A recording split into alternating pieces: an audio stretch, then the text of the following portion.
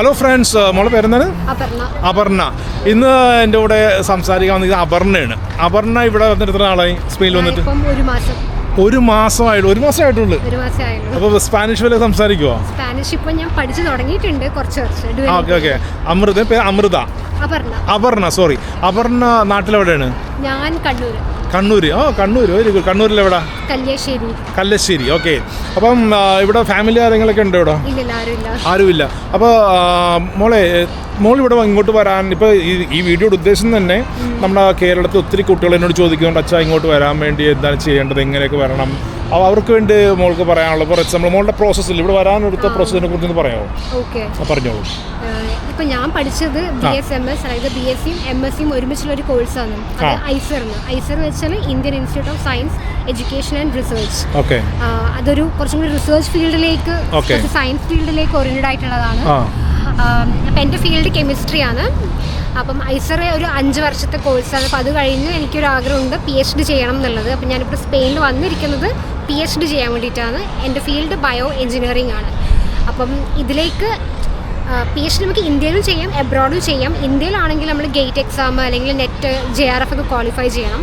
ഇവിടത്തേക്ക് European കൺട്രീസിൽ mostly നമുക്ക് IELTSഉം അതുപോലെ തന്നെ ടോഫലിൻ്റെ ആവശ്യമില്ല. പക്ഷേ ചില യൂണിവേഴ്സിറ്റീസ് അത് ആ ഒരു എക്സാമിന് പ്രിഫർ ചെയ്യും, ലൈക്ക് ആ ഇംഗ്ലീഷ് എക്സാംസിന് വേണ്ടിയിട്ട്. അല്ലാണ്ടും നമുക്ക് അതൊന്നും ക്ലിയർ ചെയ്യാണ്ട് നമുക്ക് ഓരോ യൂണിവേഴ്സിറ്റി കിട്ടും. അത് depends on the universities and the professors. അപ്പം എൻ്റെത് വെച്ചാൽ ഞാൻ ഞാൻ ഫോക്കസ് ചെയ്തിട്ടുള്ളത് യൂറോപ്യൻ കൺട്രീസ് മാത്രമാണ്. അപ്പം ഓരോ യൂറോപ്യൻ കൺട്രീസിലെ യൂണിവേഴ്സിറ്റീസ് ഞാൻ ഷോർട്ട് ലിസ്റ്റ് ചെയ്യും. പിന്നെ ആ യൂണിവേഴ്സിറ്റീസിൽ നിന്ന് ഞാൻ എനിക്ക് ഇഷ്ടപ്പെട്ട ഫീൽഡിലുള്ള പ്രൊഫസേഴ്സിനെ ഞാൻ ഷോർട്ട് ലിസ്റ്റ് ചെയ്തൊരു എക്സൽ ഷീറ്റ് ആക്കും. എന്നിട്ട് ഞാൻ അതിൻ്റെ അകത്ത് നിന്ന് ഓരോ ആൾക്കാർക്ക് കോൾഡ് മെയിൽ അയക്കും. അതുകൂടാണ്ട് ചിലവർ പോർട്ടൽ ഓപ്പൺ ചെയ്യും, പൊസിഷൻസ്. അതുപോലെ ലിങ്ക്ഡിനിൽ, ട്വിറ്ററിലെല്ലാം പോസ്റ്റ് ചെയ്യും അവരുടെ ലാബിൽ പുതിയ പൊസിഷൻസ് ഓപ്പൺ ആകുമ്പം.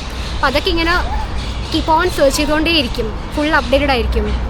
അങ്ങനെ എനിക്ക് തോന്നുന്നു ഞാൻ ഏകദേശം ഒരു മോർ ദാൻ 200 ആപ്ലിക്കേഷൻസ് വെച്ചിട്ടുണ്ടാവും. കുറേ ഇൻ്റർവ്യൂ ചെയ്തിട്ടുണ്ട്. അപ്പം ഫൈനലി എനിക്ക് കിട്ടിയത് ബാർസലോണയാണ്. എനിക്കിഷ്ടപ്പെട്ട ഫീൽഡാണ് ബയോ എഞ്ചിനീയറിങ്.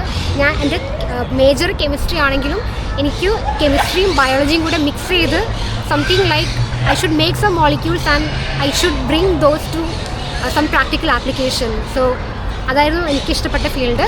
അപ്പം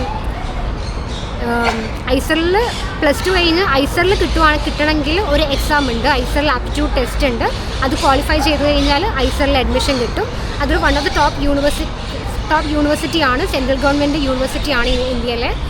ടോട്ടൽ 7 ഐസർ ഉണ്ട്. ഞാൻ പഠിച്ചത് ഭോപ്പാലിലെ ഐസറിലാണ്.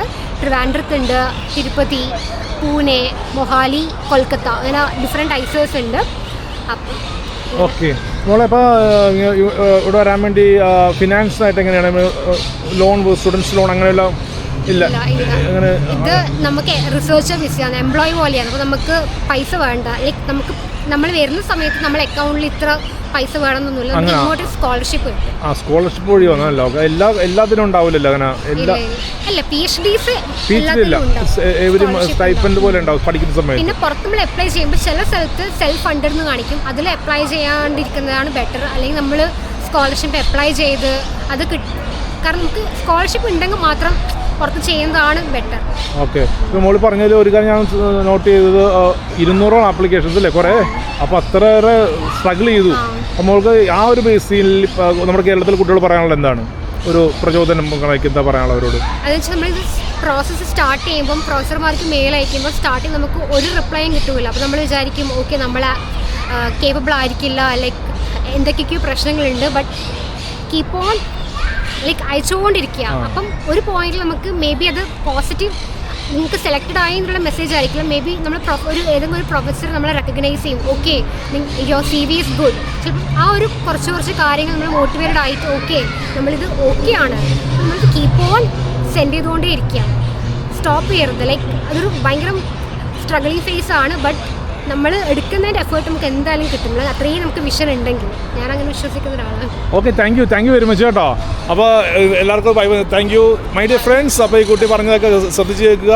Work hard. ഓക്കെ. 200ഓളം ആപ്ലിക്കേഷൻ കുട്ടികൾ കൊടുത്തതിന് ശേഷം റിപ്ലൈ കിട്ടാത്ത സിറ്റുവേഷൻ ഒക്കെ ഉണ്ടായിരുന്നു പറഞ്ഞിട്ടില്ല. അപ്പോൾ അതുപോലെ തന്നെ ഒരിക്കലും നമ്മുടെ ശുഭാപ്ത വിശ്വാസം കൈവിടരുതും. Go on. Okay, bye. Thank